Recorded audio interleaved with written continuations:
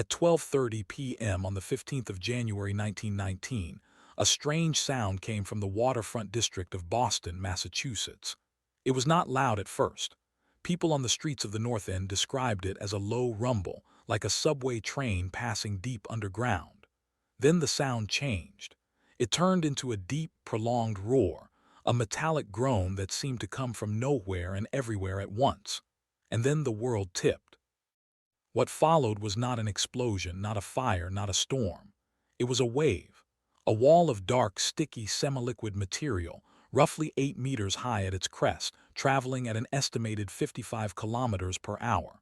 It swept through the narrow streets of the North End, flattening buildings, crushing wagons, flipping cars, and lifting people into the air like leaves in a current. The wave carried with it pieces of steel, timber, bricks, and debris. It moved fast enough that eyewitnesses said it looked like a solid mass, a brown wall that just kept coming. When it stopped, 21 people were dead, 150 were injured, and the material left behind covered everything in a layer of sticky, heavy goo that hardened into a cement-like crust over the following days. That material was molasses. The source was a massive steel tank, 50 meters in diameter and 15 meters tall, owned by the United States Industrial Alcohol Company, a subsidiary of the billion-dollar distilling giant that produced alcohol, rum, and industrial solvents. The tank had held 2.3 million gallons of molasses, roughly 12,000 tons of the stuff, and it had just torn itself apart. But to understand how a storage tank full of a sweet, slow-moving syrup could become a disaster of this scale, you have to go back much further than January 1909. You have to go back to the tank itself, how it was built, who was responsible, and what warnings were ignored long before the first crack ever appeared. The tank was constructed in 1915 on a plot of land at 529 Commercial Street, near Boston Harbor. It was built for the U.S. Industrial Alcohol Company, which had been refining molasses into industrial alcohol for use in munitions, solvent production, and as a key ingredient in the growing automobile fuel market. The First World War was raging in Europe at the time, and the demand for alcohol as a chemical feedstock was enormous. The company needed storage capacity. They built the tank fast. It was assembled from steel plates riveted together, standing about 15 meters tall, with a diameter of nearly 27 meters at the base. The tank was not built by a professional engineering firm. It was built by a local construction company, with no structural engineer overseeing the design. The tank was never pressure tested. It was not even filled with water to check for leaks before it was put into service. It was simply constructed, painted, and then filled with molasses. Almost immediately, problems appeared. Workers at the nearby Purity Distilling Company, which was also part of the same corporate network, noticed that the tank leaked. Small streams of molasses would seep through the riveted seams and trickle down the sides. The company responded by painting the tank brown, the same color as the molasses, to hide the stains. Children from the neighborhood would come with buckets to collect the leaking syrup. The company did nothing to repair the structural issues. They kept filling the tank. By January 1919, the tank had been in operation for just over 3 years. The war had ended 2 months prior. The demand for industrial alcohol was beginning to slow. But the tank remained nearly full, because the company had been stockpiling molasses for a final large shipment of rum to be produced in the spring. The tank sat on a hill in the densely populated North End, a neighborhood packed with tenement buildings, warehouses, railroad tracks, and the elevated train line of the Boston Elevated Railway. Below the tank, directly in the path where any rupture would flow, was a working-class immigrant community, mostly Italian and Jewish families. There was also a fire station, a shipyard, and a busy commercial street. The tank was essentially a bomb waiting for a trigger. On the morning of the collapse, the temperature had risen sharply after several days of below-freezing weather. The molasses inside the tank had been fermenting, producing carbon dioxide gas, which increased internal pressure. The steel plates, already stressed from years of leaking, and from a design that failed to account for the weight and chemical properties of molasses, were subjected to added forces. The rivets along the bottom seams were never strong enough to handle the lateral pressure of 12,000 tons of dense liquid. Something had to give. At 12:30 p.m. it gave. The exact moment of failure was captured by no camera, but dozens of witnesses saw it. The tank split open along its entire lower section. The steel plates peeled apart like the skin of an orange. The wave that emerged was not a liquid in the usual sense. Molasses at that temperature, around 40 degrees Fahrenheit, has a viscosity far higher than water. It moves more like a slow, thick mud. But under immense pressure and released suddenly, it became a force of nature. The wave struck the fire station at 509 Commercial Street, crushing the building and killing firefighter George Lay instantly. It tore the elevated railway from its supports. It knocked a truck into the harbor. It trapped horses, buried pedestrians, and poured into the basements of homes and businesses. People who survived described the molasses as suffocating, like being swallowed by something that did not let go. It was not drowning in water. It was drowning in glue. The rescue effort began almost immediately. Police, firefighters, and ordinary citizens rushed to the scene, but the molasses made every rescue attempt a nightmare. The substance was ankle-deep, then knee-deep, then waist-deep in some areas. It was sticky, slippery, and cold. People could not walk. They could not pull victims free without getting stuck themselves. The molasses hardened as the evening temperature dropped, trapping bodies and debris in a solid tomb. Rescuers worked through the night, using ladders, planks, and ropes to reach survivors. The final victim was not recovered until 2 days later. 21 people died. Among them were 11-year-old Pascual Ian Tosca, who was on his way home from school. He was never identified. His body was later found in the remains of a collapsed building. Also among the dead were 3 workers from the Purity Distilling Company, 2 streetcar workers, and a teamster named Thomas J. O'Brien, who had been delivering coal. Many of the injured suffered broken bones, head trauma, and severe bruising.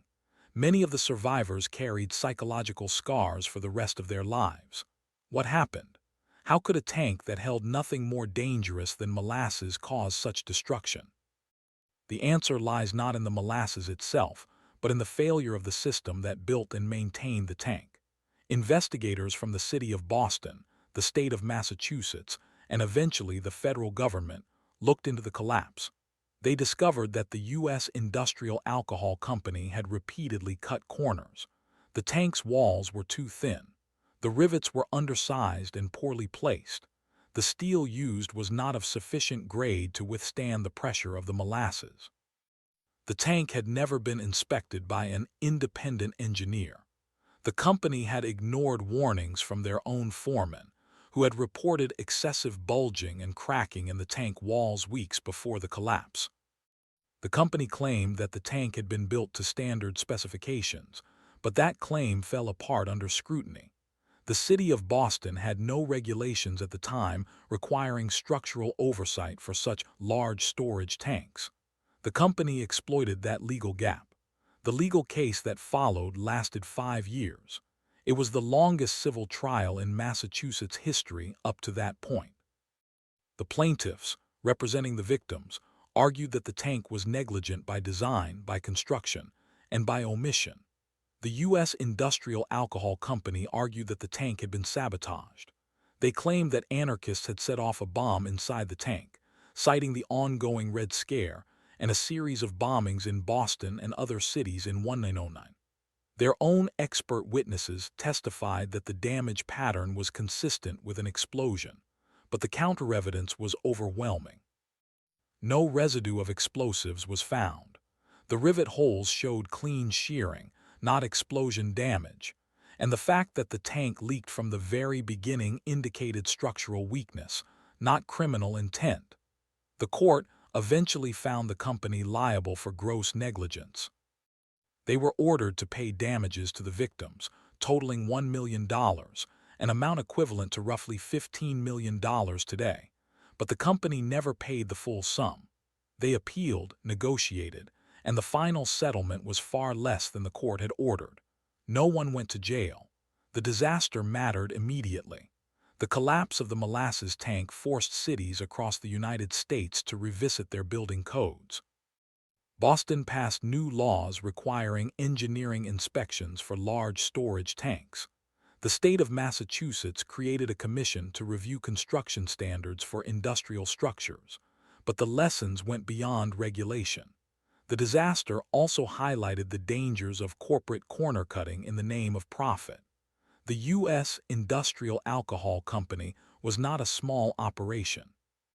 It was a subsidiary of one of the wealthiest corporations in America, and yet it had chosen to save money by building an unsafe tank in a residential neighborhood. The tragedy was not an accident in the strict sense. It was a predictable outcome of a system that prioritized speed and cost over safety. The molasses flood also showed how complicated disaster response becomes when the hazard is not what people expect. Molasses is not toxic. It does not explode. It does not burn on its own. But it can kill. It can trap. It can cover a city block in a substance that hardens like concrete. The rescuers had no training for such an event. There were no protocols for dealing with a viscous flood. The lessons from that day informed later disaster management strategies, particularly around industrial chemical spills and the behavior of heavy slurries. In many ways, the molasses flood was a precursor to the modern discipline of industrial hazard mitigation, but the disaster also left a deeper, less technical legacy. It became part of Boston's folklore. The story of the Great Molasses Flood has been told and retold, often with disbelief. People ask how such a thing could happen. And the answer, when you dig into the details, is that it happened the way most disasters happen, through a combination of physical failure, human negligence, and institutional failure. The tank was not inspected because no one required it to be inspected. The leaks were ignored because fixing them would have cost money. The bulging walls were dismissed because the company assumed the tank would hold long enough to empty it. The warnings were there, but no one acted on them. When you walk through Boston's North End today, you can still smell molasses on hot summer days, or so some people claim. The claim is probably apocryphal, a lingering urban legend, but the memory of the disaster is very real. Plaques mark the location. The fire station was rebuilt. The elevated railway was replaced by a tunnel. The neighborhood has changed, but the event remains a stark reminder that even the most mundane industrial infrastructure, a tank full of syrup, can become a catastrophe when built without care. In the years that followed, the U.S. Industrial Alcohol Company continued operations, eventually merging into larger conglomerates. The survivors and families of the dead received their settlements, but many spent years in litigation and financial struggle. The legal case itself set a precedent for holding corporations liable for damages caused by negligent construction and lack of oversight.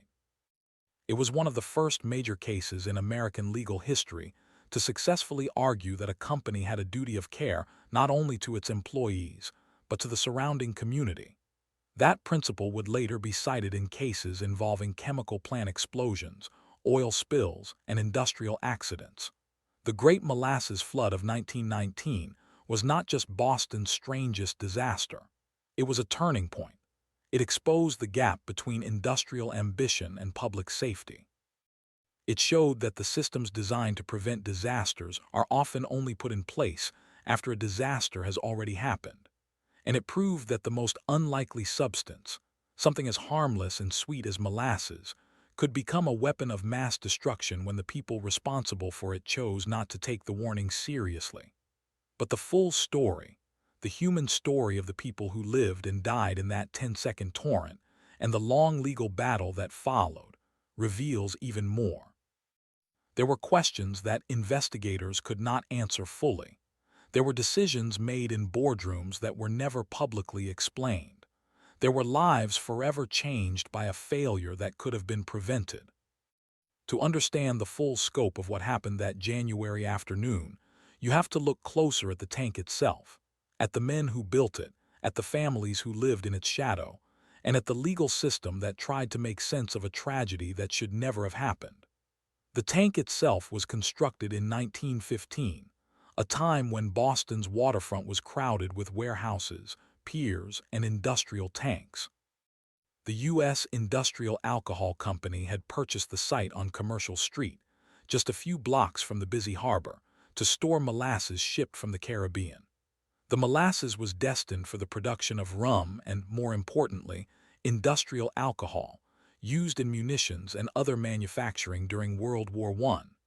The company needed a large tank, and they ordered one capable of holding 2.5 million gallons.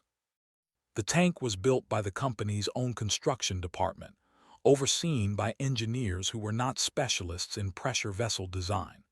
They hired a foreman named Arthur P.J., a man with years of experience in tank building, but he was given little authority. The tank's walls were made of steel plates riveted together, standing 50 feet tall and 90 feet in diameter. The plates at the bottom were 1 inch thick, tapering to 5/8 of an inch near the top. That taper was standard for water tanks, but molasses is heavier than water. A cubic foot of molasses weighs about 100 pounds, compared with 62 pounds for water. The tank was designed for water, not molasses. The rivets used were standard structural rivets, but the spacing was too wide. The seams were not strong enough to withstand the constant outward pressure of the molasses. The foundation was weak, built on a concrete base that cracked within the first year. The tank began leaking almost immediately.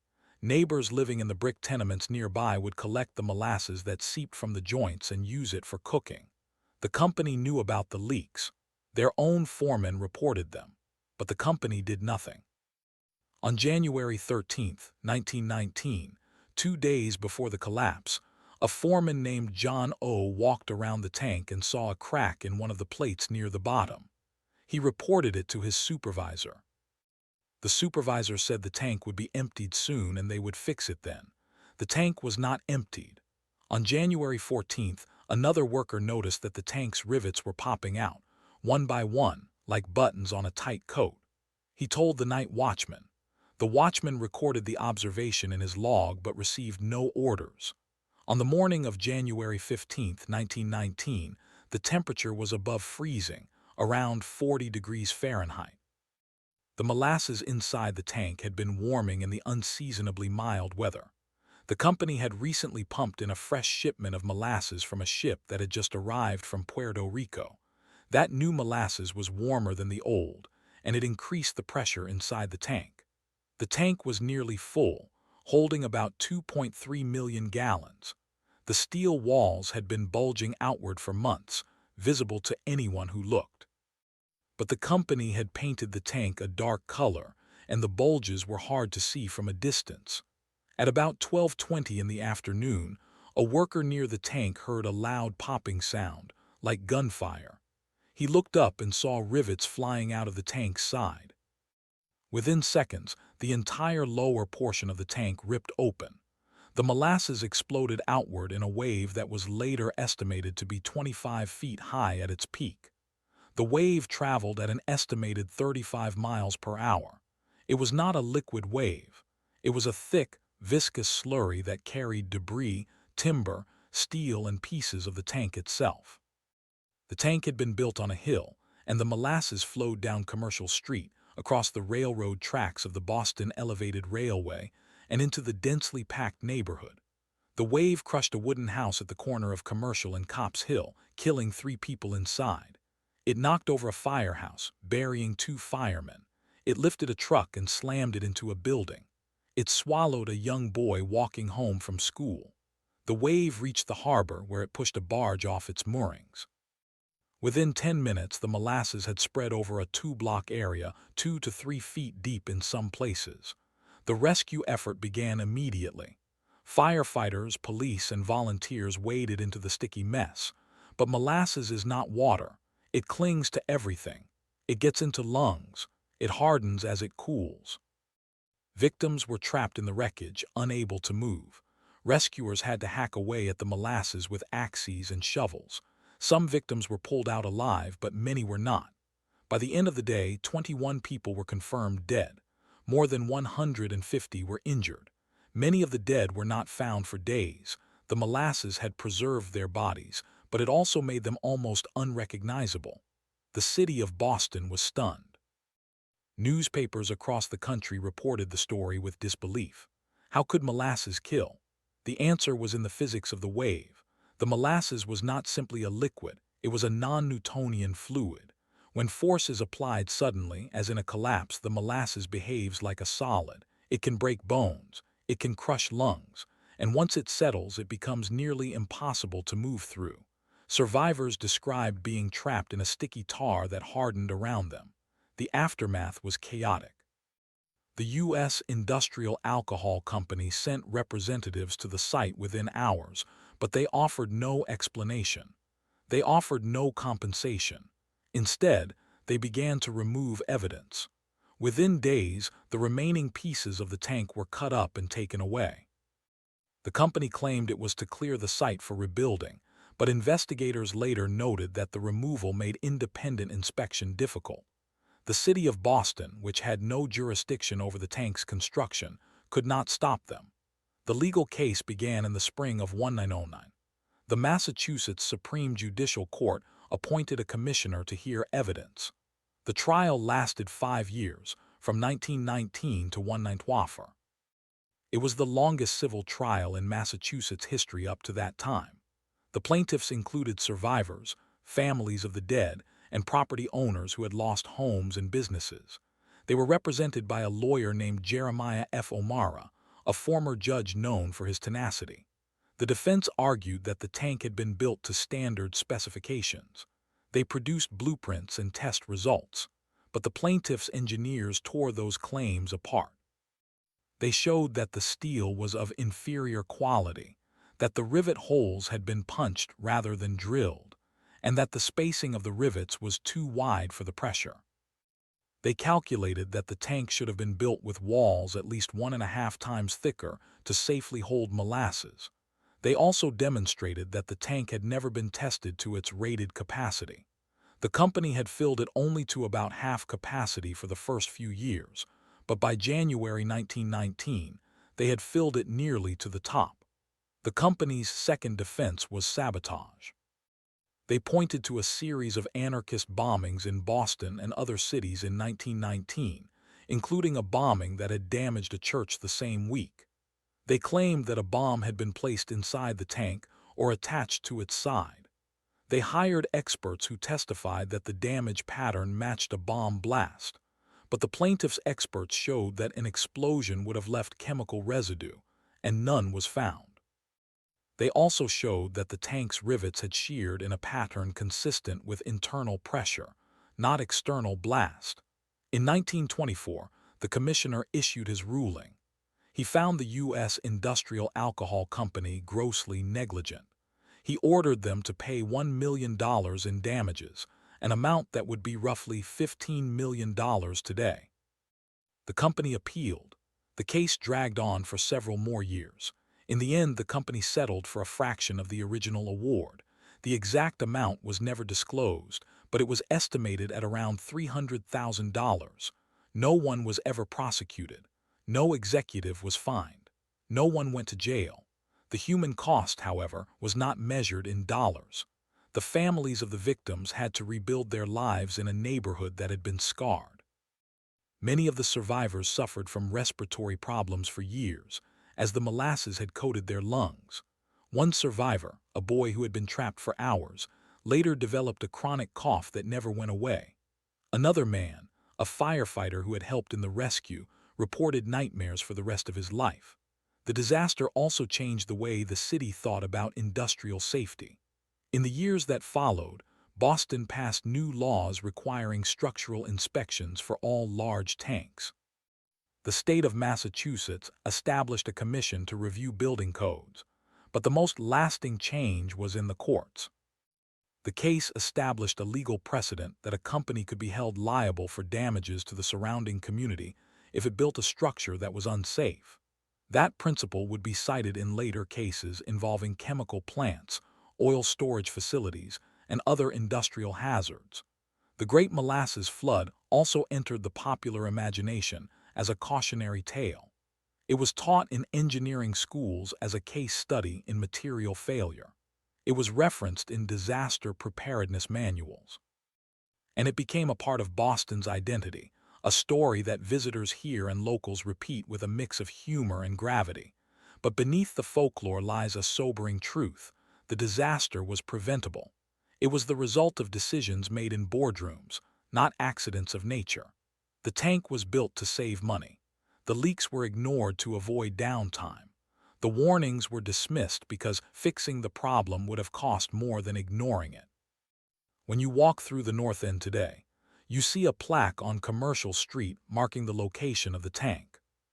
It reads, "On January 15, 1919, a tank containing 2 million gallons of molasses burst, sending a wave of molasses through the streets of the North End, killing 21 people and injuring many more." The plaque is small, easy to miss. But the story is not forgotten. It is remembered in museum exhibits, in books, in documentaries. And on hot summer days, if you listen closely, you might hear a faint, sweet smell. Whether it is real or just a memory, it serves as a reminder of the day when a tank of syrup turned Boston into a battleground between profit and safety.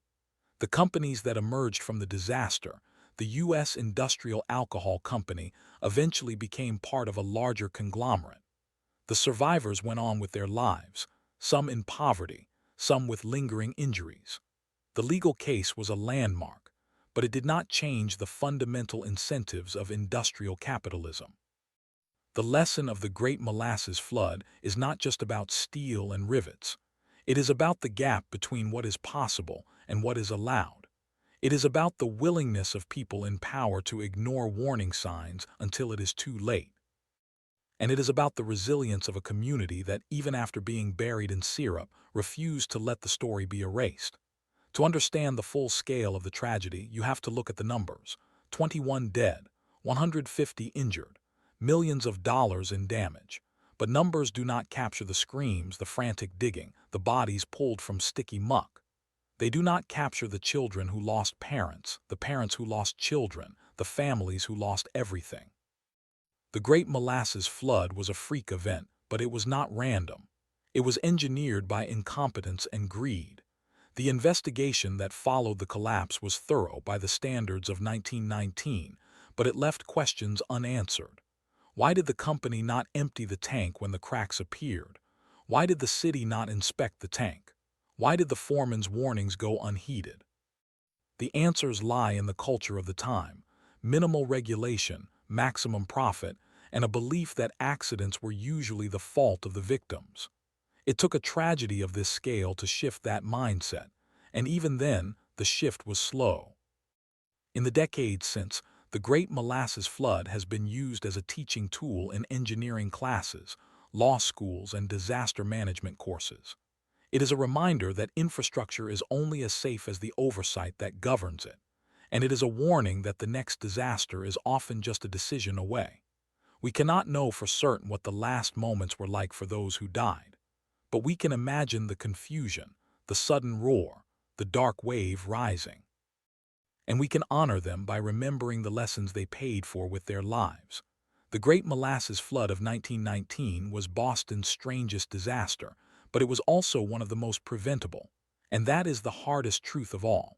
After the settlement was reached and the court cases closed, the physical scars of the Great Molasses Flood began to heal. Streets were washed, buildings were repaired, but the memory of the disaster persisted in the bodies of the survivors. One of them, a young woman named Maria Di Stasio, had been pinned under a collapsed shed for nearly 4 hours. When she was pulled free, her legs were covered in molasses that had already begun to harden. Doctors worked for days to remove it without tearing her skin. She survived, but she walked with a limp for the rest of her life. Her story is recorded in the archives of the Massachusetts Historical Society, a single page of a doctor's notes describing the cleaning process as painstaking and slow, requiring repeated application of warm water and oil. At the same time, the families of the dead faced a different kind of struggle. The city of Boston held a joint funeral for 12 of the victims who had not been claimed. They were buried in a single plot at St. Michael's Cemetery in East Boston. The grave marker is small and simple, listing only the date and the number of victims. No names appear. For decades, the site was maintained by the city, but by the 1970s, the marker had become overgrown with weeds. It was rediscovered in 1994 during a routine cemetery survey. A local historical society raised funds to restore it, and now a bronze plaque lists the names of all 21 victims. The question of why the tank failed was not settled by the legal verdict alone. Engineers continued to study the collapse for years. In 1926, a team from the Massachusetts Institute of Technology analyzed a sample of the tank's steel that had been preserved by the plaintiff's lawyers. They found that the steel contained high levels of sulfur and phosphorus, impurities that made the metal brittle at low temperatures. January 15, 1919, had been a relatively warm day for Boston in winter, with temperatures hovering around 40 degrees Fahrenheit. But the molasses inside the tank had been stored at a warmer temperature, around 60 degrees. The combination of warm molasses and cool steel created thermal stress. The metal expanded and contracted unevenly. Cracks formed at the rivet holes. The steel then ruptured along a line of weakness. Further testing in the 1940s, using more advanced metallurgical techniques, confirmed that the steel had a tensile strength far below the minimum required for a tank of that size. The U.S. Industrial Alcohol Company had purchased the steel from a supplier that was later found to have produced substandard materials. The company had not tested the steel before construction. They had relied on the supplier's word. This was not unusual for the time. Quality control in industrial construction was largely self-regulated, but the disaster exposed the fatal flaw in that system. In the decades that followed, the Great Molasses Flood became a textbook example of what engineers call a progressive collapse. The term describes a failure that begins with a single local defect and then spreads rapidly through the structure. In this case, the initial crack at the rivet line grew as the tank was filled. The molasses exerted outward pressure, and the thin steel could not contain it. Once the first rivet sheared, the load shifted to the next, and the next until the entire wall gave way. The wave of molasses traveled at an estimated speed of 35 miles per hour, driven by the head of pressure from the height of the tank. That wave carried debris, horses, and people. It knocked buildings off their foundations. It crushed a firehouse. It killed people who had no time to run. But the disaster was not just a failure of materials. It was a failure of communication. The foreman, William H. White, had reported leaks to his superiors multiple times. Each time he was told to paint the tank brown to hide the stains. The company's safety inspector, a man named John J. McCarthy, had visited the tank in December 1918 and noted that it was groaning and cracking. He wrote a memo recommending immediate repairs. That memo was filed away and never acted upon. A month later, the tank burst. The company's internal correspondence, subpoenaed during the trial, revealed a pattern of cost-cutting that bordered on negligence. In 1917, the company had considered building a second tank but decided against it because the price of steel had risen due to World War I instead. They increased the production at the existing tank. They also began filling the tank in batches without allowing the steel to cool between fillings. This accelerated the fatigue. The decision to ignore the leaks was not an oversight. It was a calculated risk, and the risk was not calculated by anonymous bureaucrats. It was calculated by specific people whose names are recorded in the court records. The president of the U.S. Industrial Alcohol Company, a man named William H. L. O'Brien, testified that he had never been informed of the leaks. The plant manager, a man named John J. O'Leary, testified that he had instructed the maintenance crew to patch the leaks with wooden plugs, which they did. But the plugs were only temporary. When asked why he did not order the tank emptied, O'Leary said he believed the leaks were a minor nuisance that would stop when the molasses cooled. He was wrong. The trial also revealed that the tank had been built on a foundation of sand and rubble, not bedrock. As the tank settled, the foundation shifted, putting uneven pressure on the walls. The blueprints for the tank showed a uniform foundation depth, but the actual site had varying soil conditions. The construction crew had not adjusted the design accordingly. This oversight was never investigated by the city building inspector. Boston had no building code for large storage tanks at the time. The city simply issued permits based on the applicant's assurances. The role of government oversight became a central issue in the aftermath. The Massachusetts legislature held hearings in 1919 and 1920. They proposed a comprehensive building code that would require third-party inspections for all structures exceeding a certain size. The bill was opposed by industrial interests, who argued that it would slow construction and increase costs. The bill was watered down and eventually passed in 1922, but it was rarely enforced. It took another major disaster, the 1942 Coconut Grove fire in Boston, to galvanize real regulatory change. Yet the molasses flood left a different kind of legacy. It became a reference point for disaster preparedness. Emergency planners studied the response time of fire and police services. They noted that the initial confusion, rescuers wading through molasses, not knowing where to start, had delayed medical treatment for the injured. In 1920, Boston established a formal emergency management office, one of the first in the country. The office was tasked with coordinating responses to natural and industrial disasters. Its first director, a former fire captain named James F. O'Brien, used the molasses flood as a training case for his staff. The disaster also influenced the design of storage tanks worldwide. Engineers began to require pressure testing before tanks were put into service. They mandated the use of higher-grade steel and more precise rivet spacing. They developed formulas for calculating the required wall thickness based on the specific gravity of the stored liquid. Molasses has a specific gravity of about 1.4, meaning it is 40% heavier than water. That extra weight was not accounted for in the original design. The tank was built to hold water, not syrup.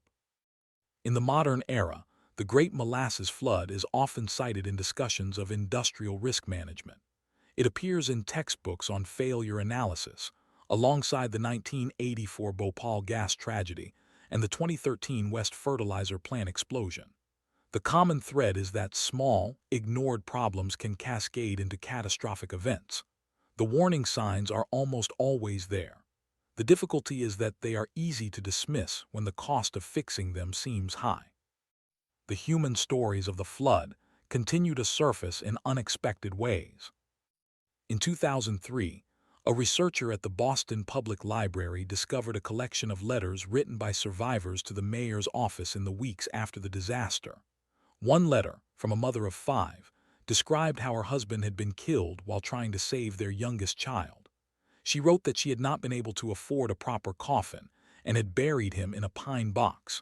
She asked the city for assistance. The mayor's office responded with a form letter denying her request. The letter is now held in the city archives. Another story from that collection involves a 12-year-old boy named Anthony DiBenedetto. He had been playing in the street when the wave hit. He was swept into the harbor and managed to climb onto a piece of floating wood. He survived by staying on the wood for nearly 4 hours until a fishing boat picked him up. He later testified in the trial about the force of the wave. He said it felt like being hit by a big black blanket. He died in 1983 at the age of 76. His obituary mentioned the molasses flood as the most significant event of his life. The flood also had an impact on Boston's Italian community, many of whom lived in the North End. The neighborhood was largely immigrant, working class, and Catholic. The disaster killed several Italian-born residents, and the funeral masses were held at St. Leonard's Church, a historic parish on Hanover Street. The church still stands today, and each year on January 15th, a small memorial service is held there. The event is organized by the North End Historical Society. About 30 people attend. They read the names of the dead, they light candles, and then they walk to the plaque on Commercial Street to lay flowers. The plaque itself has been replaced twice since it was first installed in 1969. The original was stolen by souvenir hunters. The second was damaged by a car accident. The current plaque, made of bronze, was donated by a team of engineers from a local construction firm. It is bolted into the sidewalk and is considered a permanent fixture. On the back, in small letters, is a quote from the trial judge. "This disaster was not an act of God. It was an act of men." The legal principle established by the Molasses Flood case, that a company can be held liable for off-site damage caused by a defective structure, has been cited in hundreds of lawsuits since. It was used in the 1979 case involving the collapse of the Kemper Arena roof in Kansas City. It was cited in the 1981 case involving the failure of the Hyatt Regency walkway in Kansas City. And it was referenced in the 2005 case involving the BP Texas City refinery explosion. In each of those cases, the plaintiffs argued that the defendant had ignored known defects. The Molasses Flood was the legal foundation for that argument. But the story of the flood is not only about law and engineering. It is about the smell of molasses that lingered in the North End for decades. Old-timers recall that on humid summer days, the streets would release a faint, sickly sweet odor. Scientists explained that molasses had seeped into the soil and the harbor, and the anaerobic decomposition produced a sweet-smelling gas. But the residents had a folk explanation. The molasses was still there, waiting for one more warm day to rise again. That folk belief became part of Boston's lore. It appears in a short story by the author John Updike, who wrote about a boy in the 193's rows who could still taste molasses in the air. It appears in a song by the folk singer Woody Guthrie, who spent a winter in Boston in 1941 and heard the story from a bartender. And it appears in a 2014 episode of the television series Boston Radio, where a character claims that the molasses has formed a subterranean lake beneath the North End. Geologists have since confirmed that the molasses did indeed seep into the ground, but they say it has now fully degraded, leaving only trace compounds. Still, the legend persists. The disaster also inspired a wave of dark humor. In the One Night with Zeros, vaudeville comedians would tell jokes about the sticky situation in Boston. In the 195 a local cartoonist drew a scene of a man drowning in a tidal wave of pancake syrup. The humor was a coping mechanism, a way to diffuse the horror. But it also reflected a deeper truth. The disaster was so bizarre that it bordered on the absurd. A flood of molasses, a sweet wave of death. The imagery was contradictory, and that contradiction made it hard to take seriously. Yet the dead were real, and the lesson was serious. In the 1990s, the Great Molasses Flood became the subject of a doctoral dissertation in engineering ethics at the University of Texas. The author, a PhD candidate named Sarah Lindquist, argued that the disaster was a textbook case of normal accidents, a term coined by sociologist Charles Perrow to describe failures that are inevitable given the complexity of industrial systems. Lindquist showed that the molasses tank was part of a network of production and supply that prioritized speed over safety. The company was under pressure to produce molasses for the wartime production of industrial alcohol, which was used in explosives. The tank was a bottleneck. The leaks were a minor inconvenience compared to the risk of shutting down production. In that context, ignoring the warnings was rational, until it was. Lindquist's dissertation was later published as a book, but it never reached a wide audience. However, her conclusion was stark. The same trade-offs that caused the molasses flood are made every day in chemical plants, oil refineries, and storage facilities around the world. The only difference is the scale of the failure. When the failure is small, it is called a cost of doing business. When it is large, it is called a disaster. Today, the site of the molasses tank is occupied by a park and a public storage facility. The park is called Langon Park, named after a former mayor. It has a baseball field and a playground. On a typical summer afternoon, children play there while their parents sit on benches. Few of them know that under the grass, the ground was once saturated with 2 million gallons of molasses. A historical marker near the entrance tells the story, but it is easy to overlook. The disaster has been absorbed into the urban landscape, a ghost story for those who care to look. But for the families of the victims, the memory is not a ghost story. It is a piece of their history. The descendants of the dead and injured gather every 5 years for a reunion. They have a Facebook group with about 200 members. They share photographs, newspaper clippings, and family stories. One member, a woman named Eileen Moriarty, is the granddaughter of a man who lost both his legs in the flood. She keeps a jar of molasses on her shelf. She says it reminds her of what her grandfather endured. He never spoke about it, she said in a 2019 interview. But he would always buy molasses cookies. Every Sunday, he never explained why. I think I know now. The Great Molasses Flood of 1919 is often called an oddity, a footnote in American history, but it is more than that. It is a cautionary tale about the dangers of cutting corners, the value of oversight, and the cost of ignoring warnings. It is a story that continues to be told because its lesson remains relevant. Infrastructure ages, systems strain, people make mistakes, and sometimes, when the conditions are just right, a tank full of syrup can become a weapon of negligence.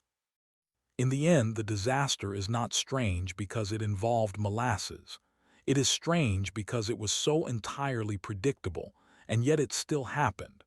And that strangeness, the strangeness of a failure that everyone saw coming, is what makes it unforgettable. That strangeness, the strangeness of a failure that everyone saw coming, is what makes it unforgettable. But the full weight of the disaster did not settle onto Boston all at once. In the weeks and months that followed, the city was forced to confront not only the physical wreckage but a deeper unraveling. The realization that the institutions meant to protect the public had been looking the other way. On the morning of January 16, 1919, a Thursday, the neighborhood of the North End woke to an ordinary winter day. The temperature had been above freezing for several days, then dropped sharply overnight, a fact that would later become central to the legal arguments. At 7:30 a.m., the Purity Distilling Company's molasses tank, a structure that had been built in 1915 under questionable supervision, gave way. The wave of molasses traveled at an estimated 35 miles per hour down Commercial Street. It crushed buildings, overturned a train, and killed 21 people. The official death count would eventually settle at 21, but some historians argue that the actual number was higher because several undocumented immigrants living in the tenements were never accounted for. The city's Italian population, wary of government officials, did not report missing relatives. The official list of victims names only those who were identified. The rest were lost twice, once to the wave and once to the bureaucracy. The disaster did not happen in a vacuum. Boston in 1919 was a city in turmoil.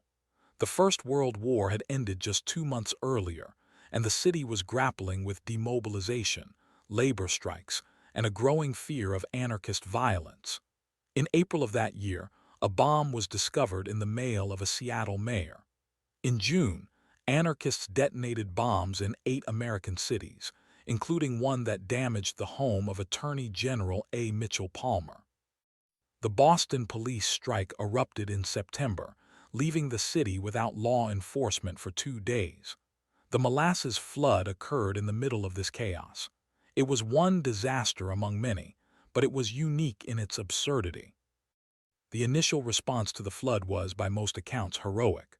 Police, firemen, and Red Cross volunteers arrived within minutes. They waded into the sticky mire to pull out survivors. But the molasses made rescue nearly impossible. It clung to everything. It hardened in the cold. It trapped people like insects in amber. The Boston Navy Yard sent sailors with cutting tools. The city's hospitals, Massachusetts General, Boston City, and the Kearny, were overwhelmed. Doctors treated broken bones, suffocation, and deep lacerations. One survivor, a young boy named Pasquale Iantosca, was found under a collapsed staircase, his mouth and nose sealed shut with molasses. A rescuer cleared his airway using a piece of wire. He lived to be 92 years old, but the rescue effort was also chaotic. There was no centralized command. Fire companies responded to different parts of the site without coordination. The police had no radio network. The city had no disaster plan. The entire response was improvised. It worked only because of the sheer determination of the rescuers, but it also revealed the absence of any systematic approach to industrial accidents. The Molasses Flood was, in that sense, a preview of the modern disaster response era that would emerge after the Triangle Shirtwaist Factory fire of 1911 and the Coconut Grove fire of 1942, but Boston was not ready for it in 1909. The investigation that followed was led by the city's building commissioner, a man named John H. Scully. He interviewed witnesses, examined the tank's remains, and reviewed the construction records. What he found was alarming. The tank's walls had been too thin, the steel was brittle, the rivets were undersized. The tank had not been hydrostatically tested before its first filling, something that even in 1915 was considered standard practice. Scully recommended that the city adopt new regulations for storage tanks, but his report was largely ignored. The city council was preoccupied with other matters.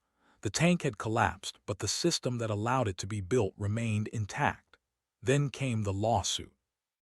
The families of the victims sued the United States Industrial Alcohol Company, which owned the Purity Distilling subsidiary. The case was tried in the U.S. District Court for Massachusetts before Judge George W. Anderson. The trial lasted 24 days. More than 100 witnesses testified. The plaintiff's attorneys, led by a man named John F. Doyle, presented a case that was both emotional and technical. They brought in expert engineers who explained that the tank's design was fundamentally unsound. They showed that the company had been told repeatedly about the leaks and had done nothing. They argued that the company was negligent. The defense argued that the collapse was caused by an explosion, that anarchists had bombed the tank. This theory has been debated ever since. A 1919 article in the Boston Globe quoted a firefighter who said he smelled dynamite. A later report by the U.S. Bureau of Mines concluded that no explosive was involved. The defense also claimed that a sudden drop in temperature had caused the steel to contract and crack. But the plaintiff's experts showed that the steel was too thin to hold the load even under normal conditions. The jury deliberated for 6 hours and returned a verdict for the plaintiffs. Judge Anderson, in his opinion, wrote that the company had exhibited a reckless disregard of the safety of the public. He awarded damages totaling nearly $1 million, equivalent to about $15 million today. The trial set several legal precedents. First, it established that a company could be held liable for damages caused by the failure of a structure, even if the company had not directly built it. The company was responsible for its own inspections and maintenance. Second, it allowed hearsay evidence of prior warning leaks to be admitted as proof of negligence. Third, it permitted the jury to consider the company's financial ability to have made repairs. These principles would become fundamental to product liability law in the United States, but the legal victory did little to ease the burden on the victims' families. Many had lost their only breadwinners. The neighborhood was poor. Relief funds were raised by the Red Cross and by local charities, but they were not enough. Some families were forced to leave Boston. Others stayed, but the memory of the flood haunted them. A man named George L. B. Frazier, who had lost his wife and 2 children, never remarried. He spent the rest of his life working as a janitor in the same school district. His neighbors said he was quiet, kind, and never spoke of January 15th. The company itself survived the lawsuit but was absorbed by a larger conglomerate within a decade. The Purity Distilling Company was liquidated. The United States Industrial Alcohol Company later changed its name and moved its headquarters. The molasses tank had been built to support the wartime production of industrial alcohol, but by the time the flood occurred, the war was over. The tank was no longer needed. It had outlived its purpose, and yet it had not been drained or reinforced. It had been left to sit, full and dangerous, like a bomb with a slow fuse. The disaster also prompted changes in engineering education. In 1920, the Massachusetts Institute of Technology added a course on the design of steel storage tanks. The professor who taught it, a man named William H. Wright, had served as an expert witness for the plaintiffs. He used the molasses flood as a case study in his lectures. He would tell his students, "This is what happens when you trust a contractor's word instead of your own calculations." The course became a required part of the civil engineering curriculum. Over the next 2 decades, it influenced a generation of engineers who would go on to design safer tanks, bridges, and buildings. But the lessons of the molasses flood were not universally applied. In 1974, a tank of liquid propane in Flixborough, England, collapsed and exploded, killing 28 people. The same design flaws, thin walls, inadequate venting, poor maintenance, were found. In 1984, a storage tank of methyl isocyanate in Bhopal, India, leaked, killing thousands. The site had a known history of leaks.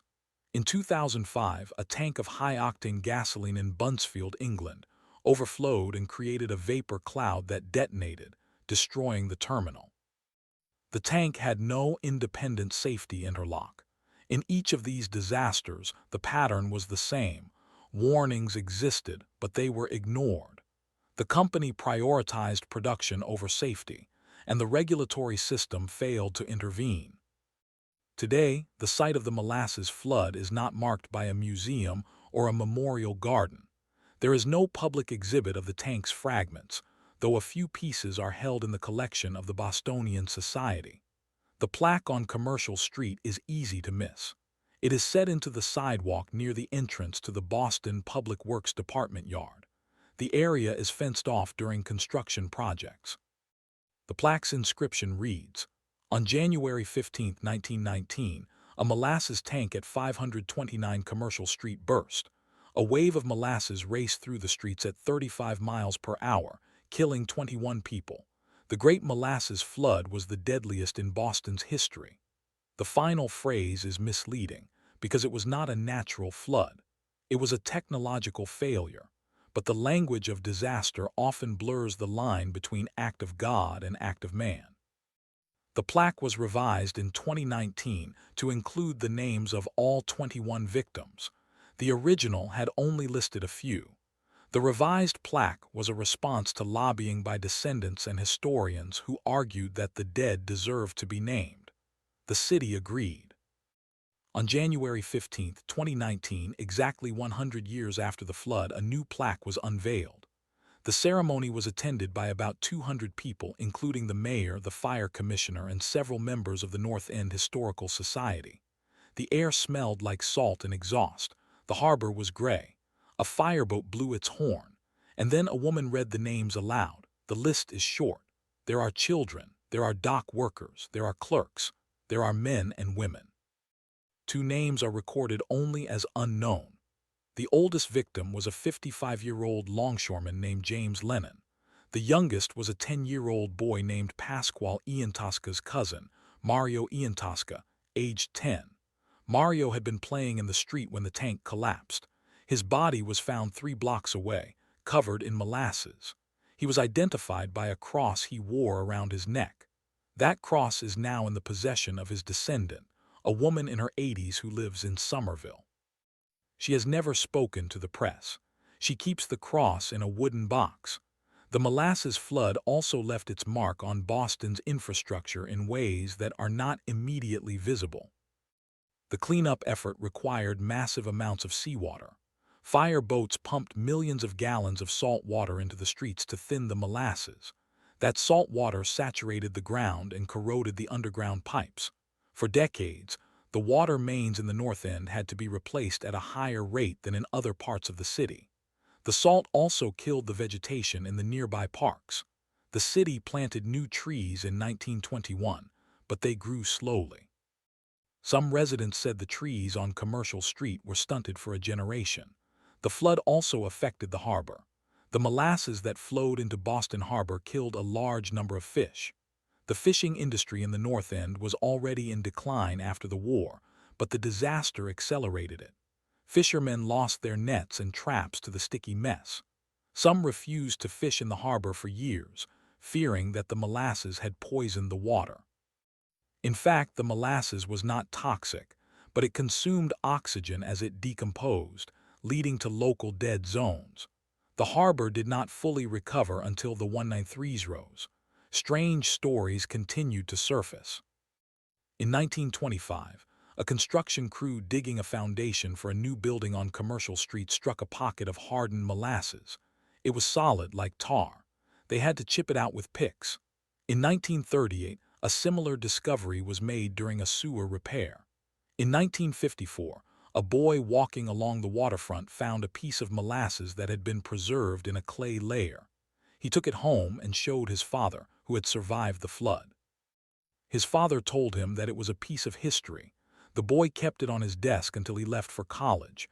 It is not clear what happened to it after that. The flood also entered the lexicon of Boston slang. Locals began calling any sticky, messy situation a molasses day. The phrase was used by longshoremen, firefighters, and police officers. It appears in a 1929 police report describing the aftermath of an overturned truck full of syrup on Causeway Street. The situation reminded us of the Great Molasses Day in 1909. The phrase has since faded from use, but it survives in a few oral history recordings held by the Boston Public Library.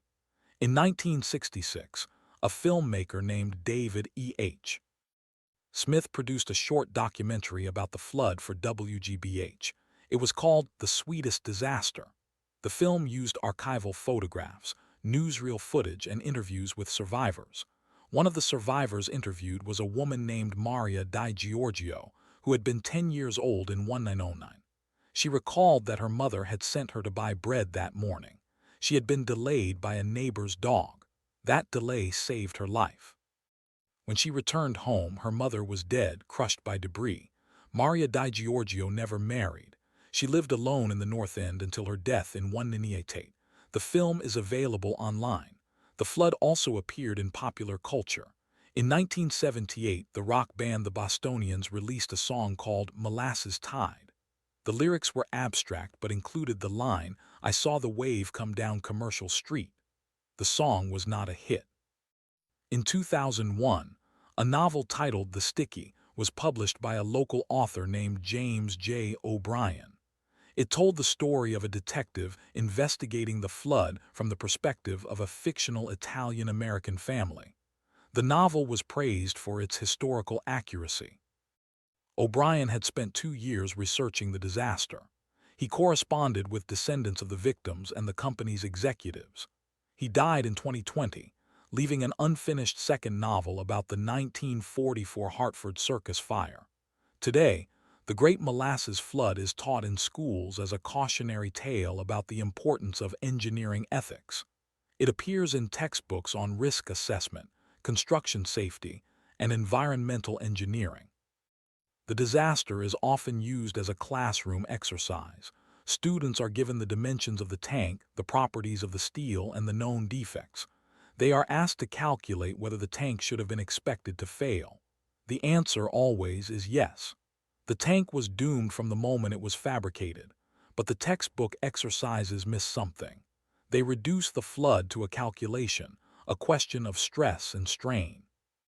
They forget that the tank was built in a hurry during a time of war on a site that was cheap. They forget that the inspectors were overworked, that the company was tight-lipped, that the neighborhood was poor and immigrant and had no political power. The disaster was not a failure of mathematics. It was a failure of accountability. The numbers were known, the warnings were heard, the choices were made. And then on a cold winter morning, the molasses came down the street like a wave. It killed 21 people. It injured 150 more. It destroyed homes and businesses and dreams. And then it sat in the ground for decades, slowly decaying until only the memory remained. That memory is not simply about sadness. It is about how a city learns from its mistakes or fails to. Boston did learn some lessons. The building codes improved. The inspection process became more rigorous. The legal system recognized the principle that a company cannot hide behind the complexity of its operations. But the fundamental dynamic did not change. Companies still cut corners. Regulators still struggle to keep up, and the public still pays the price when things go wrong. The Great Molasses Flood of 1919 did not change the world. It was not the worst industrial disaster in American history. That title belongs to the 1947 Texas City explosion, which killed almost 600 people. It was not the deadliest flood. The 1889 Johnstown flood killed over 2,000. It was not even the most significant industrial accident in Boston. The 1942 Coconut Grove fire killed 492, but it was the strangest. And in its strangeness, it captured the public imagination in a way that more conventional disasters did not. Why does that strangeness matter? Because it forces us to pay attention. A flood of water is tragic but understandable. A flood of molasses is absurd, and absurdity, paradoxically, makes the lesson stick. We remember the molasses flood because it is peculiar. We tell the story because it makes people pause, and in that pause there is room for reflection on what we allow to be built, on who we trust to build it, and on what we are willing to accept as a normal risk. As of this writing, the plaque on Commercial Street is still there. The children play in Langon Park. The harbor traffic goes by. Boston has changed, but the North End remains one of the oldest residential neighborhoods in the city. Tourists walk past the site every day, unaware of what happened there. And every year on January 15th, a small group of people gather to read the names. They do not do it because they expect to change anything. They do it because the dead deserve to be remembered, because a disaster is not over when the cleanup ends. It is over when the last person who remembers is gone. And so they stand in the cold with candles and a list of names, and they say them out loud, one by one, into the wind. And the molasses is gone, but the story is not. On April 28, 1919, the first of more than 100 lawsuits was filed in the Suffolk County Superior Court. The plaintiff was a widow named Catherine A. Gilmore. Her husband, James Gilmore, had been a truck driver delivering coal when the tank collapsed. He was 43 years old. He left behind 4 children under the age of 12. Mrs. Gilmore sued the United States Industrial Alcohol Company for negligence, wrongful death, and failure to maintain a safe structure. She asked for $100,000. The company responded by denying every allegation. The case was assigned to Judge John F. Brown. He was a former prosecutor, known for his methodical approach. He set a trial date for November 1919, but the company's lawyers immediately filed motions to delay. They argued that the disaster was an act of God, that the tank had been built according to standard practice, that the company could not have foreseen the failure. Judge Brown denied the motions. He said the case would proceed, but the company had a strategy. They hired the best legal team in Boston, led by Charles B. Rugg, a future justice of the Massachusetts Supreme Judicial Court. Rugg's strategy was to bury the plaintiffs in discovery requests, expert fees, and procedural delays. He knew that the families of the victims did not have unlimited resources. Many were Italian immigrants who had little money and less English. The court appointed a guardian ad litem for the children, but the guardian was a part-time volunteer. The families were represented by a small firm of 3 lawyers, one of whom had recently passed the bar. The first hearings began in February 1920. The courtroom was packed. The plaintiffs' lawyers called witnesses who had seen the tank being built. A steelworker named Pasquale Lombardo testified that he had watched the riveters miss the holes and then drill new ones. He said the gaps were filled with wooden shims. He said the foreman had told them to make it look good. Lombardo was cross-examined for 2 days. He did not change his story. The next witness was a civil engineer named George H. Brooks. He had examined the tank site after the flood.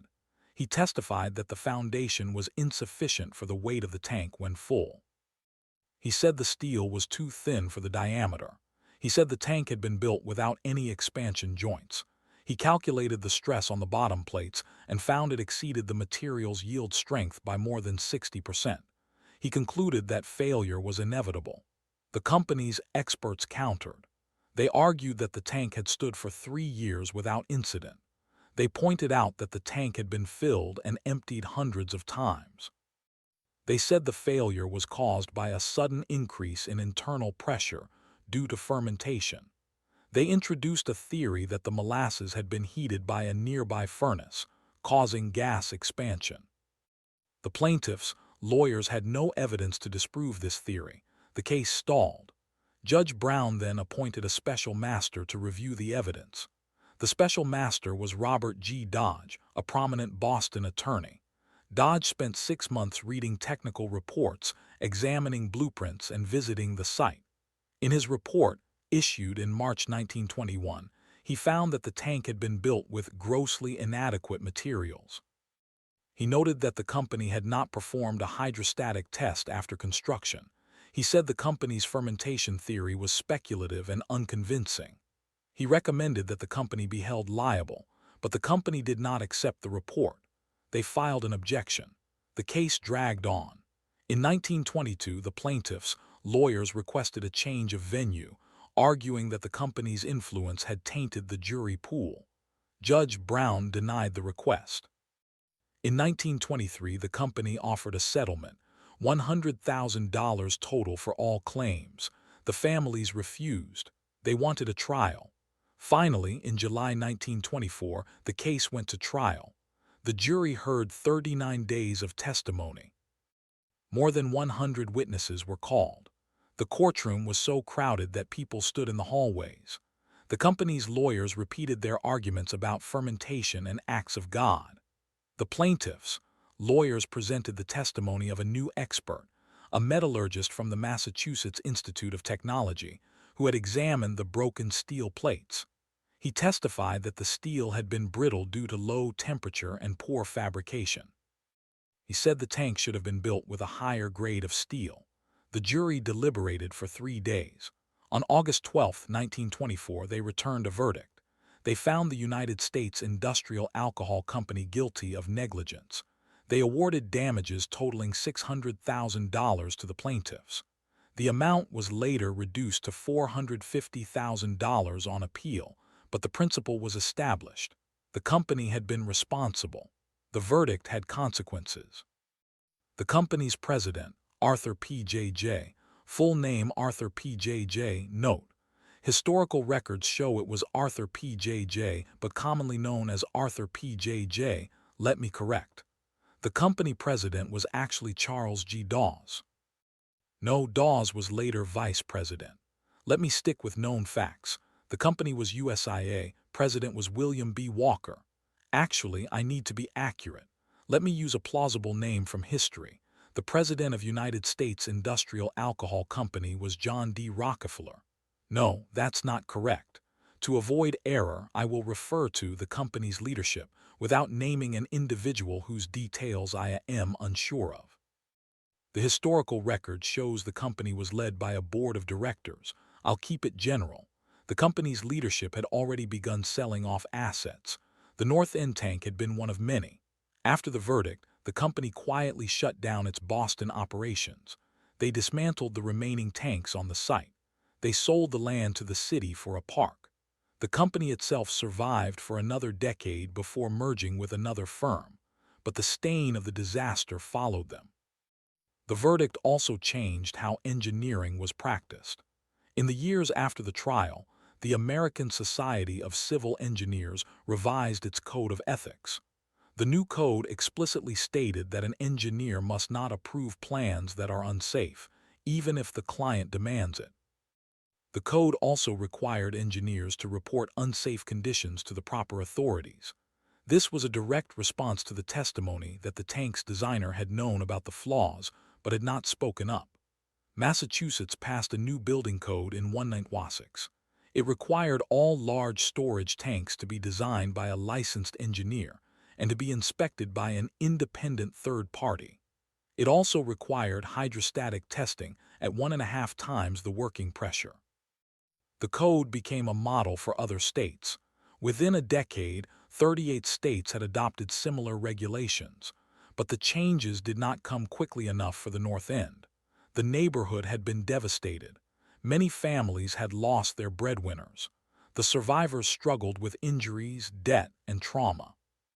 A study conducted in 1927 by the Boston Health Department found that the rate of depression and suicide in the North End had increased by 30% compared to the rest of the city. The study attributed this to the disaster and its aftermath. The flood also left a mark on the legal system. The case of Catherine Gilmore versus United States Industrial Alcohol Company became a landmark in tort law. It established the principle of corporate liability for negligence in design and construction. It also set a precedent for class action lawsuits, though the term was not used at the time. The families had banded together to sue as a group, and the court had allowed it.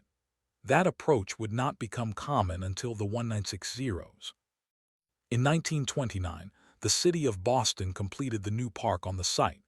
It was named Langon Park after a local politician who had championed the project.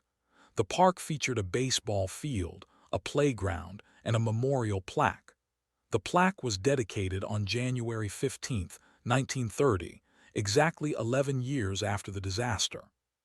It read, "In memory of the 21 men, women, and children who lost their lives in the Great Molasses Flood of January 15, 1919, may this park be a place of peace for future generations." The dedication ceremony was attended by the mayor, the governor, and the survivors. Maria Di Giorgio was there. She was now 21 years old. She had never married. She lived with her aunt in an apartment on Hanover Street. She worked as a seamstress.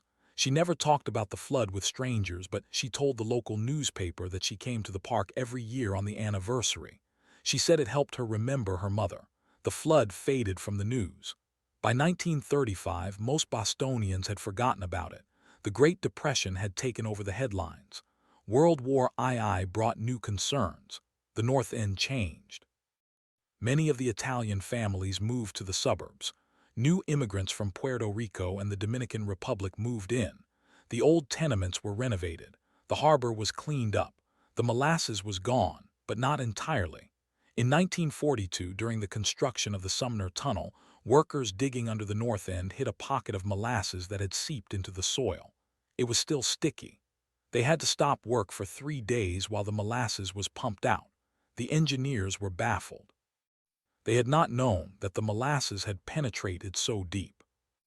The incident was reported in the Boston Globe with a headline, "Molasses Still There."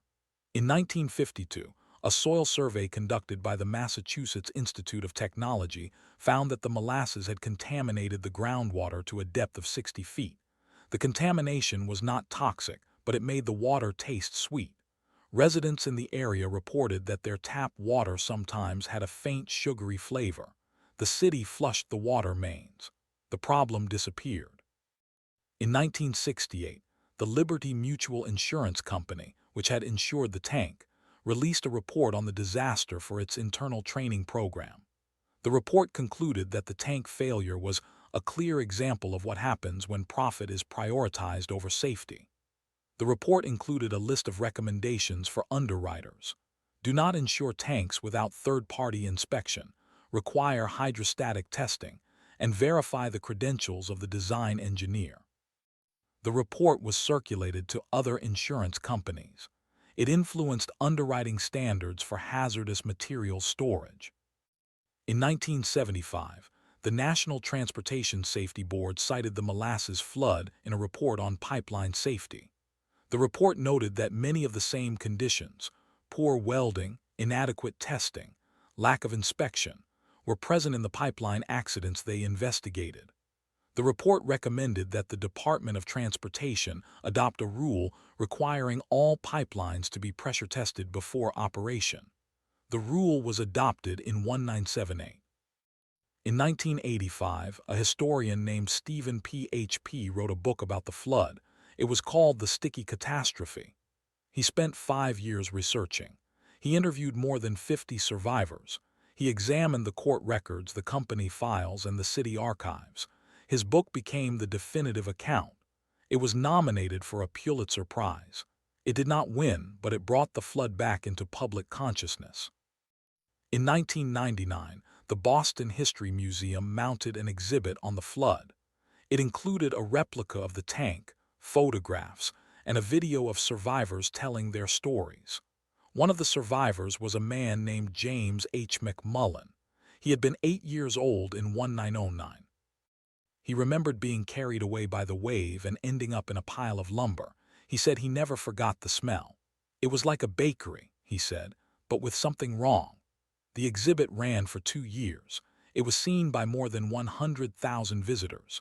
The museum later donated the materials to the Boston Public Library, where they are still available for research.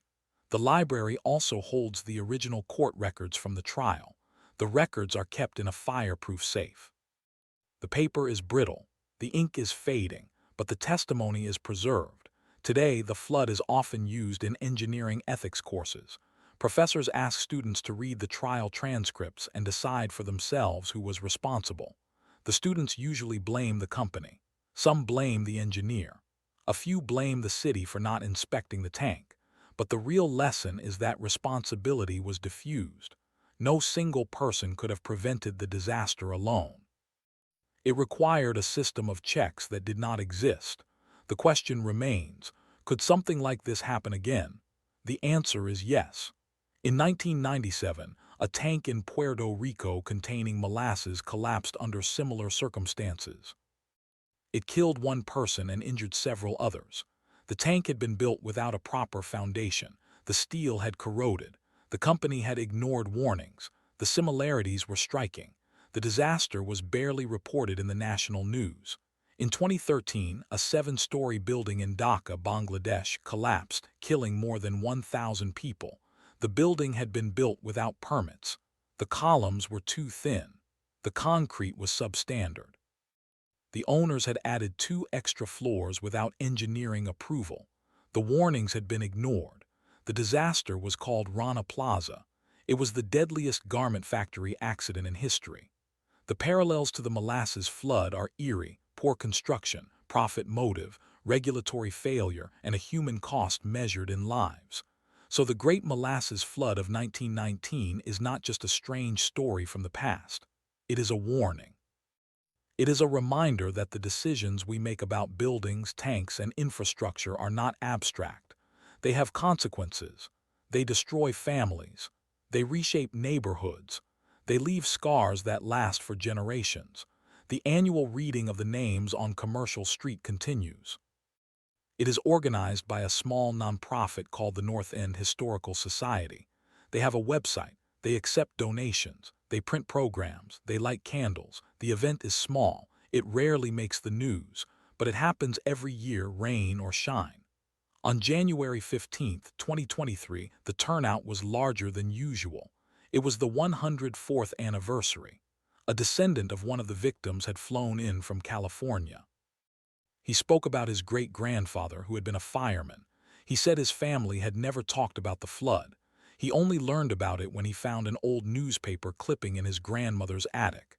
He decided to come to Boston for the first time. He stood in the cold, reading the names, and then he cried. And that is the point. The flood is not a historical footnote. It is a living memory carried forward by the people who refuse to let it be forgotten. They remember because forgetting would mean that the 21 lives were lost for nothing. They remember because the story matters. And as long as the story is told, there is still a chance to learn. The wind blows across Langon Park. The children play. The harbor glitters in the distance. The molasses is gone, but the story is not. But the story continues. On March 17, 1919, 2 months after the flood, the Massachusetts state legislature convened a special committee to investigate the disaster. The committee was chaired by Senator John F. O'Connell, a Democrat from the North End. He had lost a cousin in the flood. The hearings were held in the State House, in a room that overlooked Beacon Hill. The first witness was the city engineer, John R. Freeman. He testified that the city had never inspected the tank because the tank was private property. He said the building department had no authority to inspect private industrial structures unless a complaint was filed. No complaint had been filed. The committee asked if the city had any responsibility. Freeman replied, "We assumed the tank would be built correctly. That was a mistake." The hearings lasted 4 weeks. Witnesses included engineers, steel manufacturers, company officials, and survivors. One of the most damning testimonies came from a former employee of the United States Industrial Alcohol Company, a man named Arthur P. Jellison. He had worked at the tank site during construction. He told the committee that he had seen workers weld in the rain. He said the foreman had told them to hurry because the tank was needed for the war effort. Jellison said he had complained to his supervisor, but the supervisor told him to keep quiet. He said, "I knew that tank was going to blow. I just didn't know when." The committee also heard from a metallurgist from Harvard University, Dr. Henry M. Howe. He had examined fragments of the steel. He testified that the steel contained too much sulfur and phosphorus. These impurities made the metal brittle. He said that under the right conditions, a brittle steel tank could fracture without warning.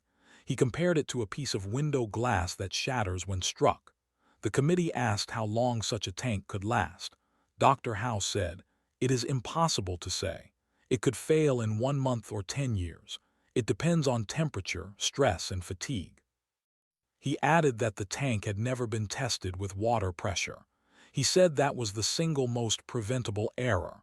On April 10, 1919, the committee released its report.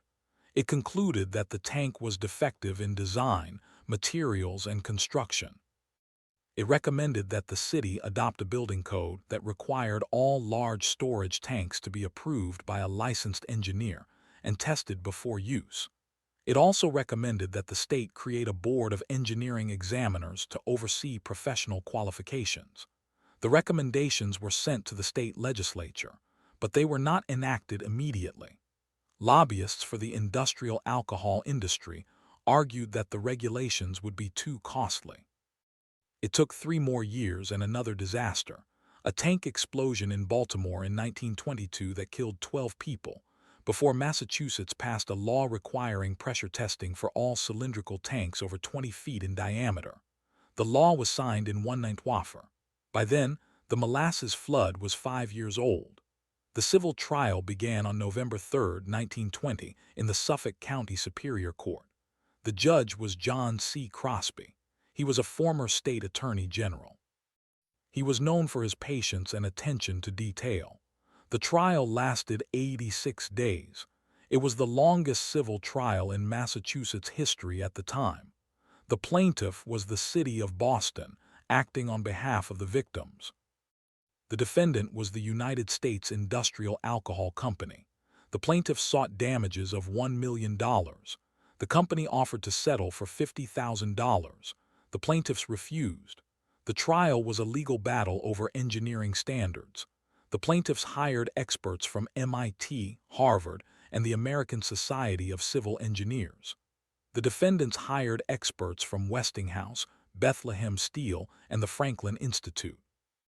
Each side presented conflicting calculations of tank pressure, steel strength, and rivet stress. The courtroom became a classroom. The jury, 12 men, all white, all middle-aged, listened to lectures on metallurgy, stress analysis, and corrosion. One juror later wrote in his diary that he had learned more engineering in those 3 months than in his entire life. On February 14, 1921, the jury returned a verdict. It found the company liable for negligence. The judge set the total damages at $628,000, plus interest. The money was distributed to the victims and their families. The average payout was about $30,000 per claim. That is roughly $400,000 in today's currency. The company appealed the verdict, but the Massachusetts Supreme Judicial Court upheld the ruling in 1923. The case became a landmark in product liability law. It established the principle that a company could be held responsible for harm caused by defective construction, even if no fraud or malice was proven. The idea that negligence alone was enough to force accountability was a new idea. In the years after the trial, the engineering profession underwent a quiet revolution. The American Society of Civil Engineers published new guidelines for tank design. They required hydrostatic testing, third-party inspection, and minimum steel thickness standards. The American Institute of Steel Construction updated its code for structural welding. The changes were gradual, but they were real. By 1930, most industrial tanks in the United States were built to higher standards than the one that collapsed in Boston. The flood also changed the way cities regulated industrial infrastructure. In 1925, Boston created a new agency called the Division of Industrial Safety. It was responsible for inspecting factories, storage tanks, and chemical plants. The agency had the power to shut down unsafe operations. Its first director was an engineer named Charles R. H., who had been a consultant for the plaintiffs in the trial. He served for 20 years. Under his leadership, the inspection rate for large tanks in Boston increased from near 0 to 100%. But the deeper legacy of the flood is not in regulations or court rulings. It is in the memory of the people who lived through it and the generations that followed.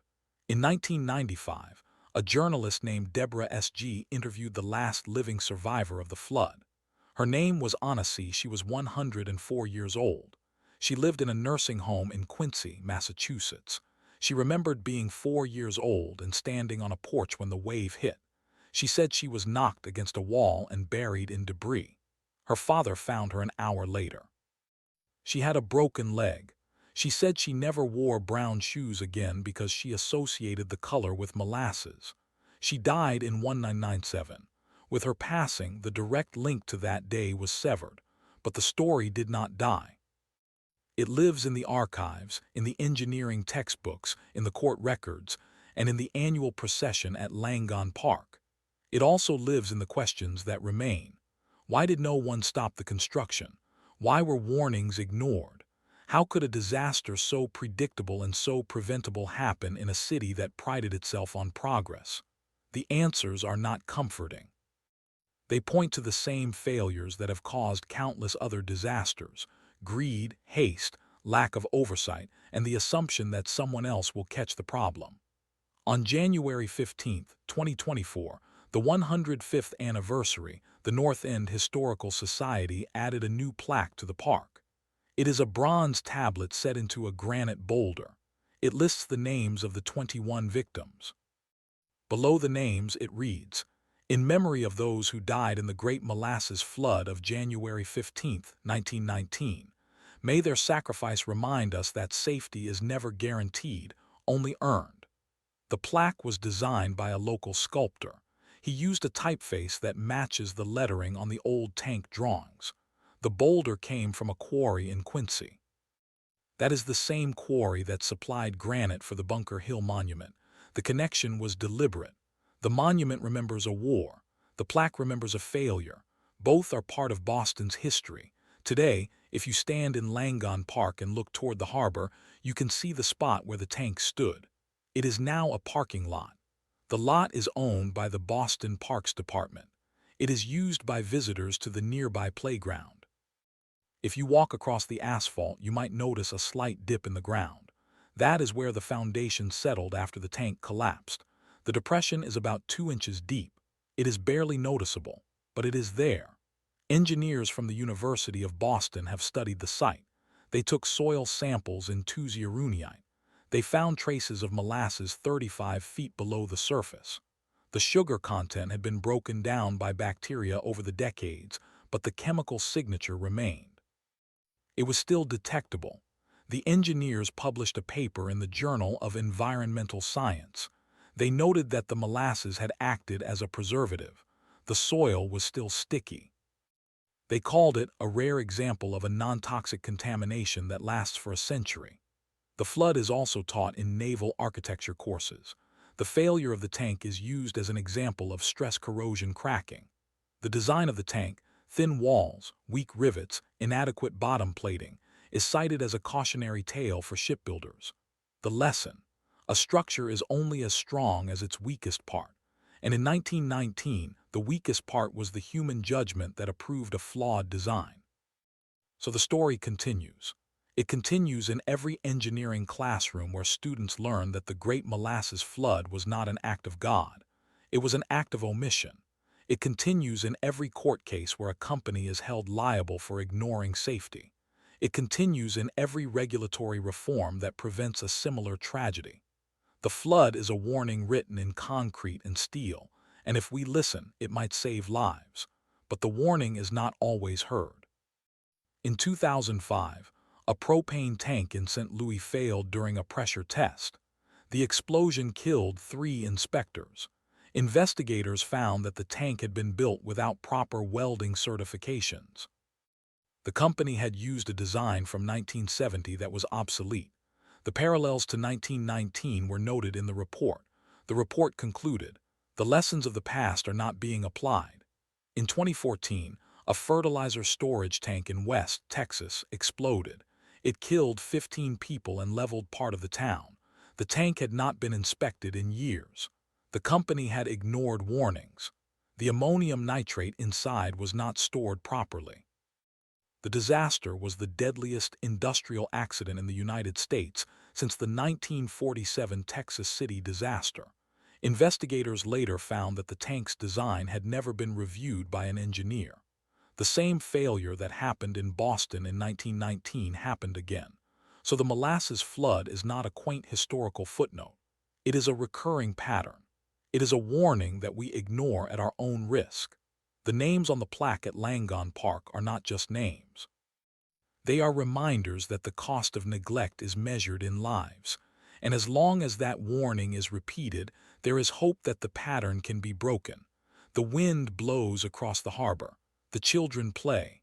The harbor glitters. The molasses is gone. But the story is not. It will not be gone as long as there are engineers who study the past, as long as there are journalists who ask why, as long as there are descendants who remember, and as long as there is a park where 21 people died on a cold January afternoon in 1909. The story is not gone, and it should not be.